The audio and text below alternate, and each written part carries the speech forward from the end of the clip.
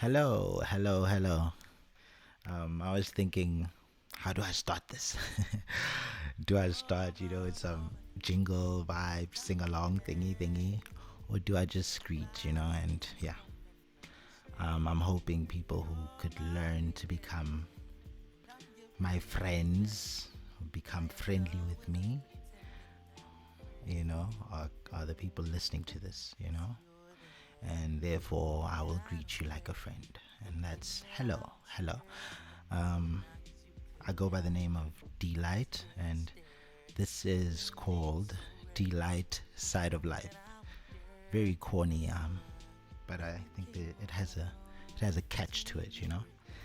So yeah, um, so this is just a way for me to get my thoughts out and ideas and stuff like that. For those who don't know, I'm a musician. Main instrument is vocals, and yeah, I'm a writer. Everything music I'm about, but yeah, I'm also about expression. And sometimes I can't rely really on my music to do that for me because it's scheduled and there's a whole plan and objective and blah blah blah. But I'm very familiar with the podcasting space, and I thought, you know what, why not? Why not try it out and see, And it's not about a certain amount of followers or listeners. It's just about expression and getting my ideas out. And honestly speaking, I was gonna delay this moment, meaning my first episode, which is this, and until a perfect time, a perfect moment, because I am a procrastinator. Sorry, that's something you're gonna have to deal with, my imperfections. Yeah. But I decided that in this moment, just a few minutes ago, that I'm frustrated. I'm frustrated with a lot going on, and earlier today I exercised, which I know helps me quite a lot, and that still wasn't enough. I think it's only gonna start affecting me tomorrow and so on when the pain comes along and when I'm in the motion of it. So I was like, what else can I do? And because I am a musician, I have a mic and I can record myself, and I don't have to have everything else that I planned for it to be just yet. That can all come about later on. But yeah, so because I'm doing this because I need to express myself, I think I want to go deeper into the topic of expression, and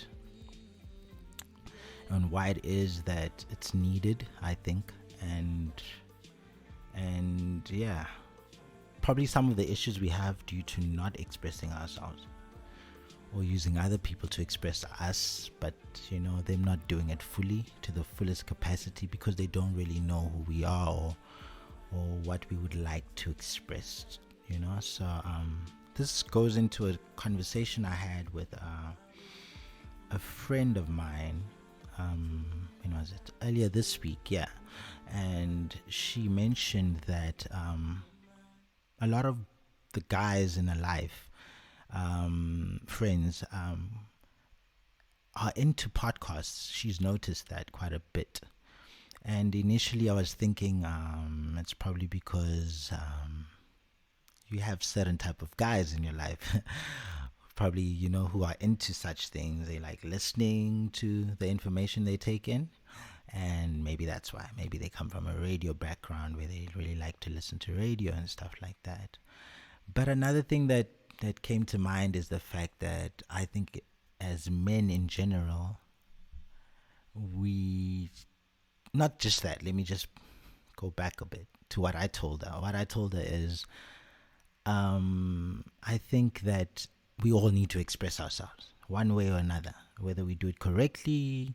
By correctly, I mean societal norms and what people deem as this is normal, this is the way we should act as human beings, and it's not disruptive, and so on and so forth. So, yeah, so I said, yo, probably because we we don't know how to. Oh, yeah, we need to express ourselves. So, and we're gonna find a way to express ourselves, no matter what it is, you know. And um, sometimes because you are not very vocal about things, or you don't know how to go about being vocal about things, you will depend on someone that thinks like you do, or is close enough to your wave,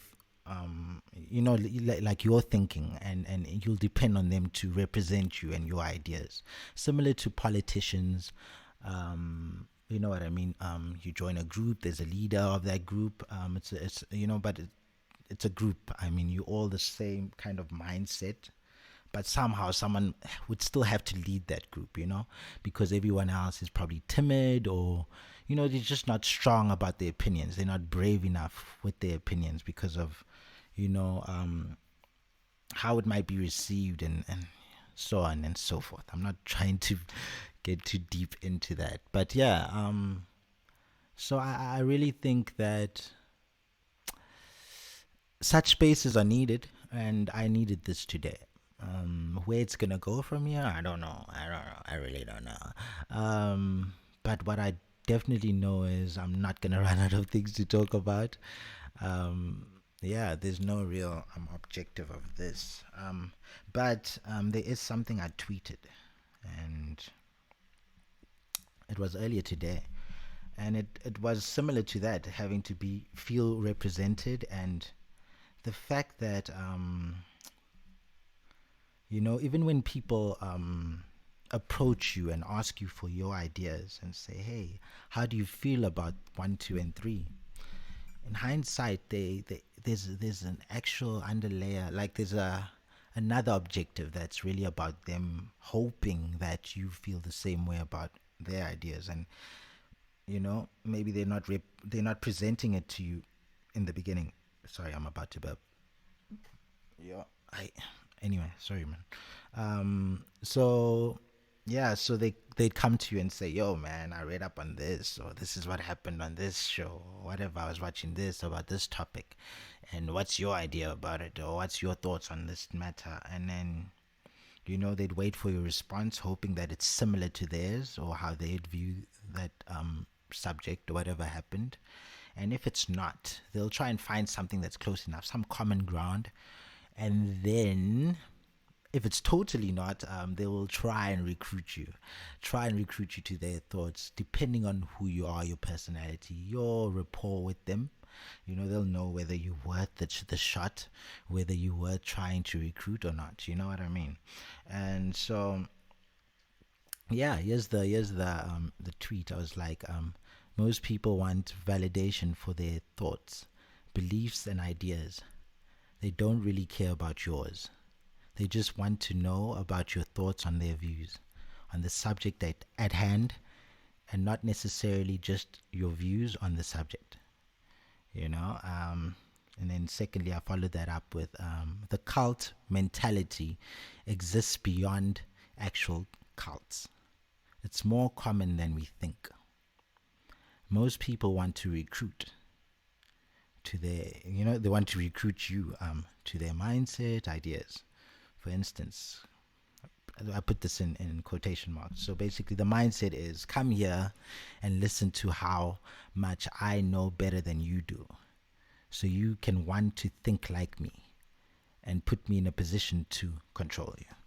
And I'm not saying that people are consciously going around trying to control people, and because control sounds so possessive, it sounds so against your will, it sounds so bad. It's like, I want to control you to be my puppet, and to do things for me, and you know what I mean? It just doesn't have a good feeling that goes with it, that word. But yeah, I mean, numbers, like we just work better like that. In whatever we do, we just feel more confident with who we are, the clothes we wear. If more people wear the clothes we wear, or even if you don't wear what I wear, but you say it's nice, you would like to wear what I wear, or where did I buy what I'm wearing, or you know what I mean? the success in my life, what God you praying to? I'd want to pray to that God too. Give me some of your God. So I think that really does exist, and it's a part of who we are as human beings. So I'm not gonna get rid of it in my mind, or in what I think is necessary, because I like to compare us to animals. I do that all the time. I love National Geographic and stuff, and if you just watch it, you realize that usually, let's say it's buffalo. They all kind of act the same way. You go from this continent to that continent, and what this group, that group. It's hard to find them detouring, like going off the track. You know what I mean? And even if there is one buffalo that maybe thinks out of the box, he's forgotten about, or he's just the outcast. And they deal very well with outcasts in that way, that you kind of will not survive. Because we work as a herd, we work as a I was trying to think of what lions call themselves, as a pride, and so on. So I think that's the thing with human beings, is that this is the concept I have, that I've thought of. Let me not say I have, because it would sound like I came up with it and maybe someone else came up with it before. I don't know. But I always say this to my friends, that yo man, I really think the thing that separated us from animals, the main thing that helped in evolution. I'm not trying to get too deep into what Big Bang Theory. I'm just meaning, like, just the difference between us and animals, whether or not we come from being apes, or and that's not the point. But it's about, we all communicate, animals and human beings, but I don't think we all converse from our knowledge as human beings, from what we've studied when it comes to animals. I mean, you can only know what you know. But from as far as I know, they don't converse. So they don't. Okay, I come up with an idea, but no one validates my idea. So here I am. I'm a lion, and we treading around, the grass and whatever, and we just hunt and we sleep and we rest and wake up the next day, hunt again, drink water, whatever. But that's the objective of being a lion, right? In the physical form, from what we can see. Not saying how a lion thinks and their ideas, but yeah. So even if a lion does decide, yo man, I'm a lion, but yo, why aren't we like climbing these trees, or like the monkeys do? Like, yo, I think the difference is where the validation in those thoughts and ideas. So you come up with the idea, but you need someone else or something else, or the other line to say, you know what, that sounds like a good idea. Let's do it. And that doesn't really happen much, I don't think, compared to what happens with us. Is that you come up with something, someone buys into it, whether it's, just agreeing to it, or physically, like they buy cash, or they invest their energy into it. You know what I mean? They assist you with your idea. They become an employee, a partner. They become a client. And that's what validates our ideas, and then we continue with them, and then we grow on them, and we build on those ideas. And so yeah, so getting back to why I compared us to animals is to say that I think that's the difference between us and animals, is the fact that we need validation. We validate our ideas, and that's why it's so necessary for us to feel like we need to recruit, because we see that, whether it's who you believe in, your God, it's your lifestyle, work. If you're working at a certain institution or whatever, you just feel better if there's more people who also work there. And you don't feel like you're wasting your time, even if you're earning below minimum wage, and to you it doesn't feel right, or you're working extra hours and your children never get to see you, and it feels so bad that you never get to be around your children, growing up. But now you feel better because of other moms. This usually is the case. It's usually single moms. A single mom will know about other single moms who also go through the same thing, who also have to sacrifice, and therefore it makes you feel better. It makes you not just feel better, it makes you continue with that lifestyle, and it makes it a norm, because you're not the only one who's doing it, so you don't feel like you're weird and stuff. So Yeah, so I think yeah, that's a big thing, you know, and I'm not trying to let go of that or say we should let go of that because yeah, I am doing a podcast that I mean if I just saw like one podcast and only one person did a podcast, it wouldn't have been enough to convince me to get to this point. I've had to see a lot of podcasts and I'm into podcasts, you know, and have been for a long time. And that's what got me to this point. So there's another, you know, point of validation and feeling like, okay, but this thing makes sense, bro. You know, there's people like me out there. You know what I mean? And yeah, I'm a listener, and despite there being so many podcasts, there's still certain things I don't hear. Or, you know what I mean? But anyway, and but speaking of cults, I don't know cults, cults. There's this show I watched. I don't know if you call it a show. It's a documentary. It's called the Vow. It's about a guy called. I'm trying to get his name. I think it starts with a K. Oh my gosh, I forgot his name.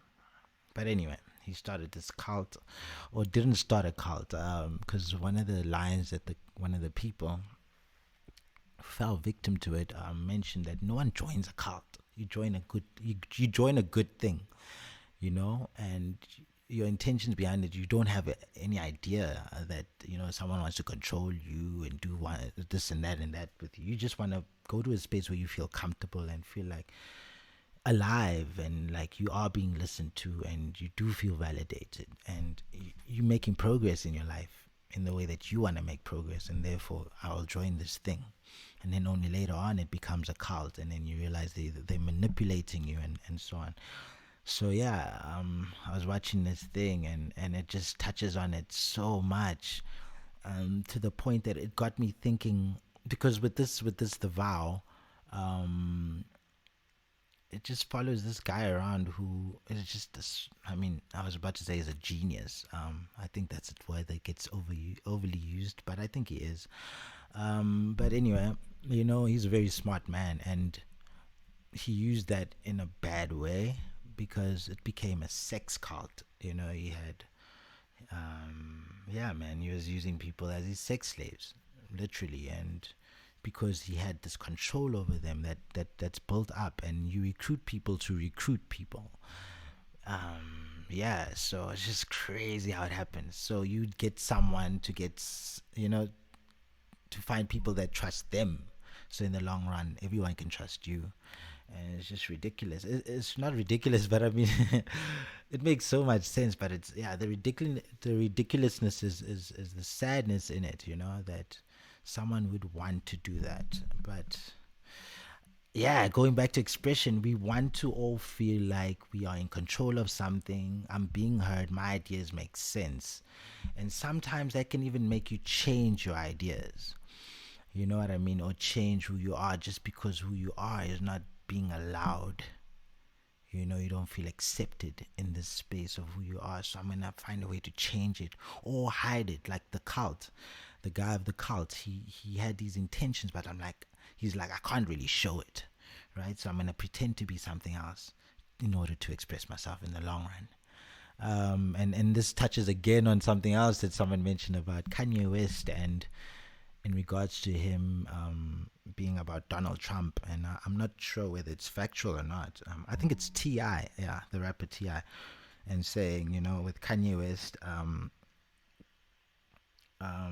he mentioned to him, or T.I. feels that Kanye West made the shift when Barack Obama spoke about him in a very negative fashion, and saying that he is I forgot what the term was, but not a very nice thing. And it was in regards to what happened with Taylor Swift.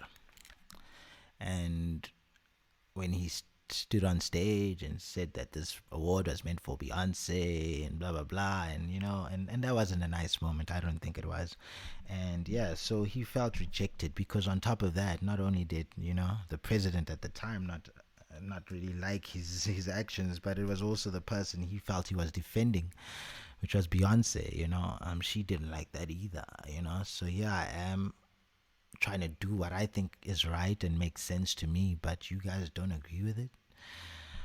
And therefore I'm gonna find something. I'm gonna go somewhere where I can feel like I belong, or people appreciate me, you know.